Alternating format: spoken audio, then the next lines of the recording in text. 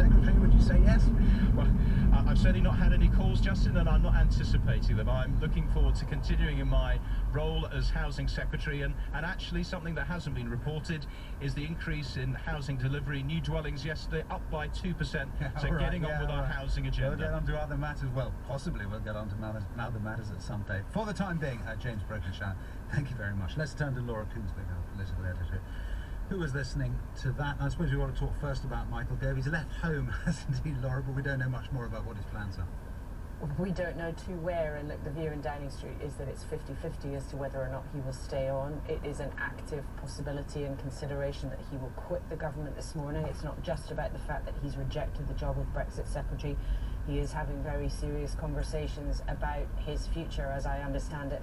And one intriguing sidebar to this is, as I've been told, there are a small number of cabinet ministers, not necessarily those on the resignation watch list, who are discussing together whether or not they should go to Theresa May and press her together to try to go back to that agreement, to try to look for tweaks and other changes to the proposed deal, because as they see it, it has, as one of them described it to me, a cat's chance in hell of getting through Parliament. But as we just heard there from James Brokenshire, one of the Prime Minister's most loyal allies, very much with a tin hat on in the bunker, there is no chance of going back to this agreement. There is no chance of looking again at this deal. There is only one choice for number 10 and for Downing Street, which is to keep going, to try to bat through yet another intense political crisis.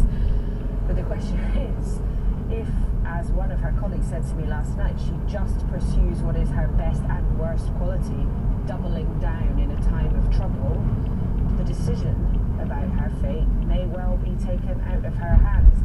Because don't forget, alongside all the cabinet intrigue, there are letters upon letters dropping through the door of Graham Brady, the chairman of the Tory Backbench Committee, calling for a vote of no confidence. They may or may not reach that total today, but these doubts and these questions and all of this division is not going away. Laura Koonsberg, thank you. Let's turn back briefly to Chris Morris on the technicalities. Of course, they're hugely important technicalities because they are what leads to the politics. What James Brokenshire was saying was, yes, there are various ways in which we are tied to the European Union, but you have to be realistic, that's what you get. Yeah, and in the end, we're going to have a noisy debate alongside the politics over the next few days about are we or are we not taking back control of our money, our borders and our laws. And in the end, it's a pretty subjective